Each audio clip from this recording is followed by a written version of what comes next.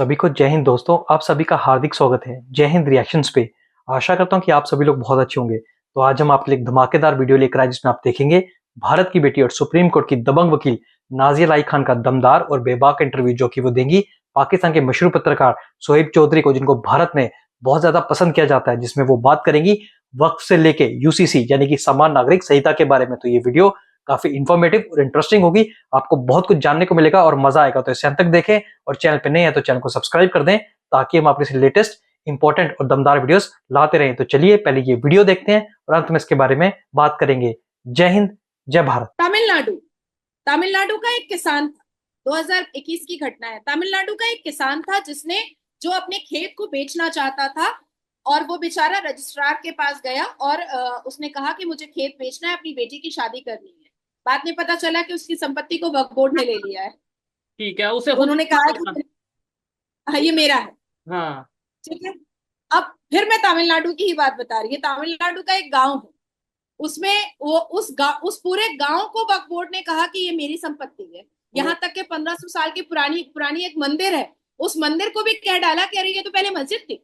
हमारे बाबर साहब और अकबर अकबर मुगलों ने इसको इसको मस्जिद बनाया था, आप लोगों ने मंदिर बना दिया। भाई ये इसका पूरा पेपर है हमारे पास, ये 1500 साल पुरानी मंदिर है, नहीं ये पूरा मेरा है। अब मैं आपको, चलिए ये तो हिंदुओं की बात हो गई, लोग सोचेंगे कि मैं हिंदुओं की सिफारिश कर रही हूँ। हाँ। वक्फ बोर्ड ने मुसलमानों की भी जमीन हड़प की है। अब आप सोचिए, मुसलमानों की जमीन भी हड़प की है।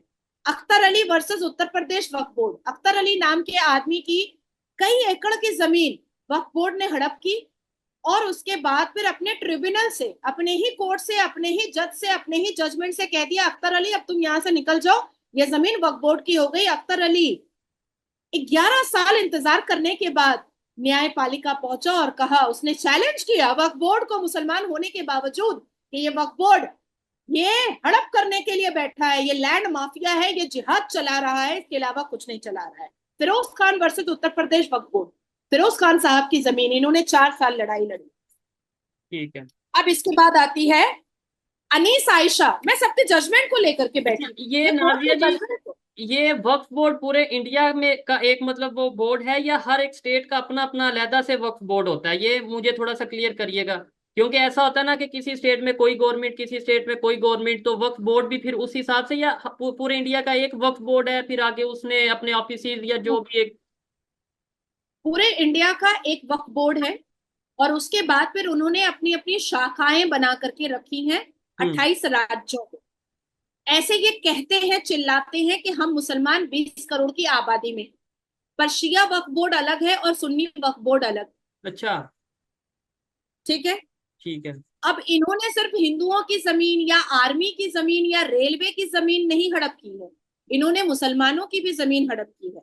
और खास करके वक्फ बोर्ड की नजर मुसलमान बेटियों की जमीन पर सबसे ज्यादा होता है। जैसे ए अनीस आयशा, इन्होंने बहुत लंबी लड़ाई लड़ी है वक्फ बोर्ड के खिलाफ। ए हसना, इन्होंने बहुत लंबी लड़ाई लड़ी है वक्फ बोर्ड के खिलाफ। निजहत यास्मीन, इन्होंने बहुत लंबी लड़ाई लड़ी है वक्फ बोर्ड के खिलाफ। उसके बाद फिर अनीस फातिमा बेगम, इन्होंने पश्चिम बंगाल कोलकाता में बहुत बड़ी लड़ाई लड़ी है वक्फ बोर्ड के खिलाफ। उसके बाद फिर सलमान खान, ये हैं आपके तमिलनाडु के, इन्होंने बहुत बड़ी 2023 में इनको जजमेंट मिला है इनके फैसले पर, इन्होंने बहुत बड़ी लड़ाई लड़ी है वक्फ बोर्ड के खिलाफ। शहनाज परवीन वर्सेस मध्य प्रदेश वक्फ बोर्ड, इन्होंने वक्फ बोर्ड के खिलाफ बहुत लंबी लड़ाई लड़ी है कि इनकी जमीन को हड़प कर लिया गया है। वक्फ बोर्ड की कुरीतियां अभी आप सुनेंगे तो आपकी आंखें फट जाएंगी। वक्फ बोर्ड, इलाहाबाद हाई कोर्ट के अंदर एक मस्जिद थी, बहुत पुरानी मस्जिद थी, वहां पर जो मुसलमान वकील होते थे वो नमाज पढ़ने के लिए जाते थे। अचानक से एक दिन सबने देखा कि वक्फ बोर्ड ने हरा हरा बोर्ड लगा दिया और कहा कि ये तो वक्फ बोर्ड की जमीन है।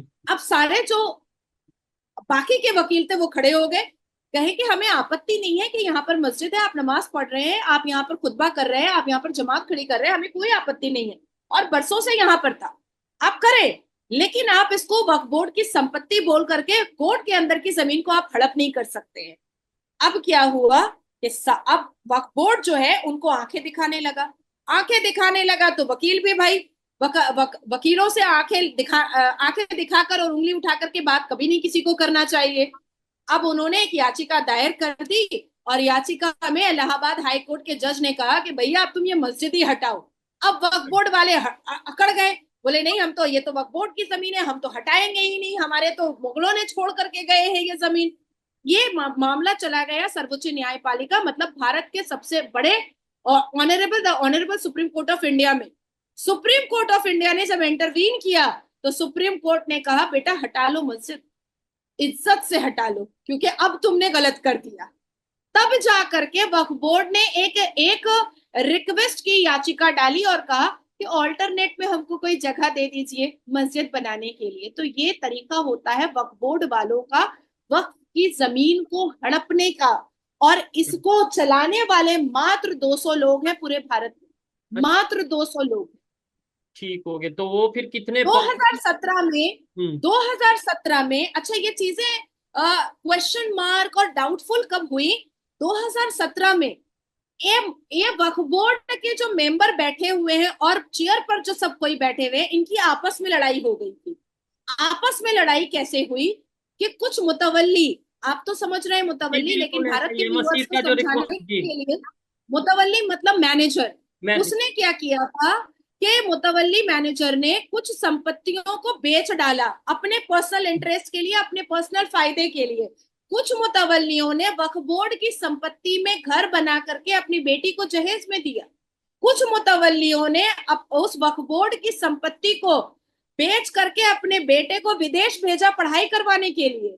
तो आपस में लड़ाई हुई, और आपस में जब लड़ाई हुई तो ये बात चर्चाएं आम पर आई कि जो वक्फ बोर्ड बनाया गया था कि वो मुसलमानों के सोशल वेलफेयर के लिए काम आएगा, वो वक्फ बोर्ड में 200 लोग अपनी हुक्मरानी रख करके और अपने आप को शहंशाह समझ करके अपनी पर्सनल अय्याशी और अपनी पर्सनल लैविश लाइफ में इस्तेमाल कर रहे हैं। यहाँ तक के शोएब, मैं आपको ये भी बताती चलूं कि वक्फ बोर्ड की कई संपत्ति असदुद्दीन अवैसी ने भी हड़प करके रखी हुई है, और उसके भी चीथड़े अब उड़ रहे हैं और वो जवाब नहीं दे पा रहा है।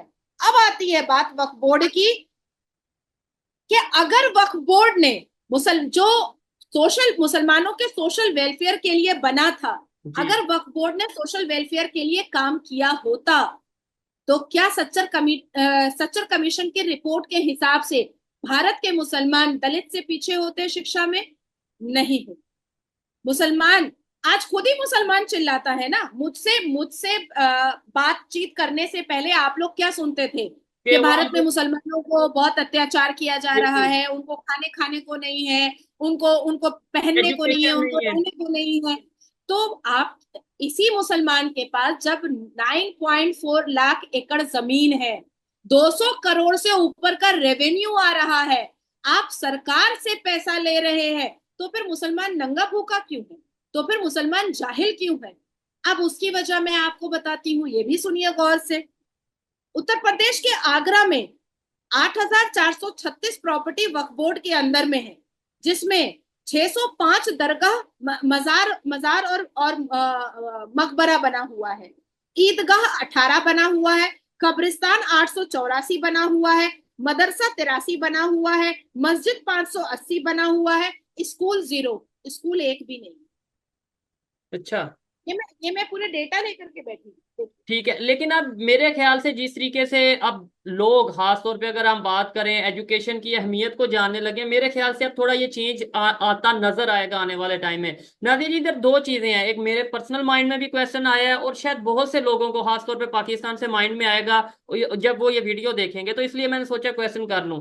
लोग ये सोचेंगे कि यार चाहे यूनिफॉर्म सिविल कोड हो, चाहे वक्फ बोर्ड हो, ये मतलब ये जो से जितने भी पार्लियामेंट के अंदर बिल पेश किए जाते हैं ये मुसलमानों के अगेंस्ट होते हैं, तो इसका मतलब है मोदी गवर्नमेंट मुसलमानों के अगेंस्ट है। लेट्स सपोज आपसे कोई ये क्वेश्चन करता है, आप उसका क्या आंसर करेंगे?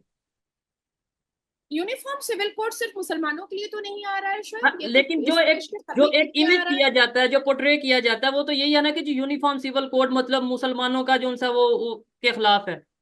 नहीं, कोई सिख तो नहीं रो रहा है, कोई ईसाई तो नहीं रो रहा है, कोई हिंदू तो नहीं रो रहा है, तो आकर मुसलमान रो क्यों रहे हैं यूनिफॉर्म सिविल कोड से? ये भी तो वजह जाननी बहुत जरूरी है ना। ये वजह ही तो मुसलमान नहीं बता रहे हैं कि वो रो क्यों रहे हैं।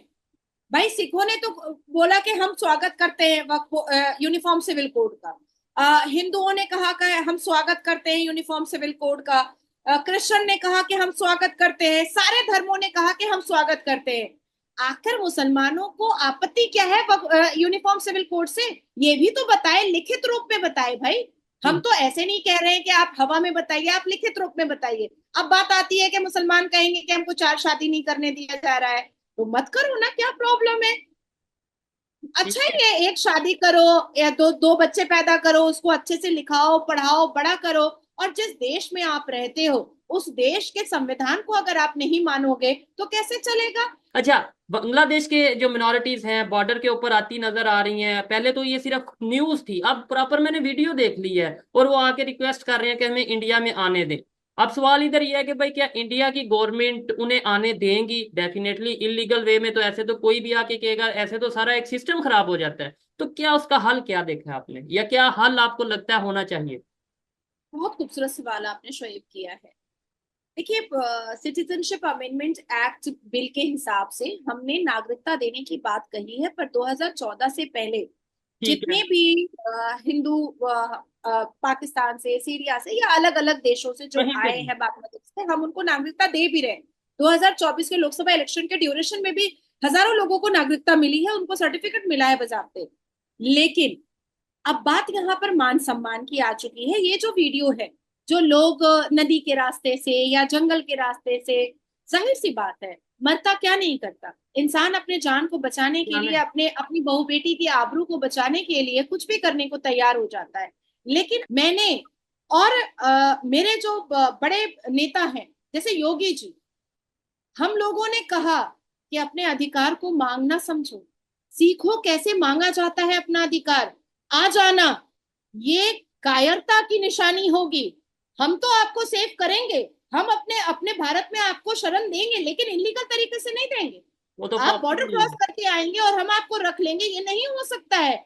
आप सोचें कि आदरणीय प्रधानमंत्री जी ने एक कमेटी बनाई है जिसको डॉक्टर एस जयशंकर देख रहे हैं, और वो यूएन से डायरेक्ट बात कर रहे हैं कि हिंदुओं को बचाया कैसे जा सकता है। इसके अलावा सारे हिंदू, 1,28,00,000 हिंदू बांग्लादेश के रोड पर जय श्री राम के नारे लगाए हैं, और उन्होंने कहा है कि हमें हमारा हक चाहिए और हमें हमारे हक से कोई भी बेदखल नहीं कर सकता है। इसलिए हमने उनको कहा हम आपके साथ, ठीक है। यूएन को हम आपके लिए खड़ा करेंगे और आप खड़े होइए और अपना हक मांगिए। यहां तक के मैंने राष्ट्रपति को चिट्ठी लिखी है और मैंने यूएन को चिट्ठी लिख करके मैंने मेल भी किया है कि बांग्लादेश में हिंदुओं को कोई तकलीफ ना हो, इसके लिए हिंदू देश वहां पर एक अलग एरिया बना करके दिया जाए जिसकी हिफाजत कोई पुलिस ना करे, बल्कि उसकी हिफाजत मिलिट्री और आर्मी करे, और भारत की आर्मी उस बांग्लादेश के हिंदू देश की हिफाजत करेगी। इसकी जिम्मेदारी मैं ले रही हूँ।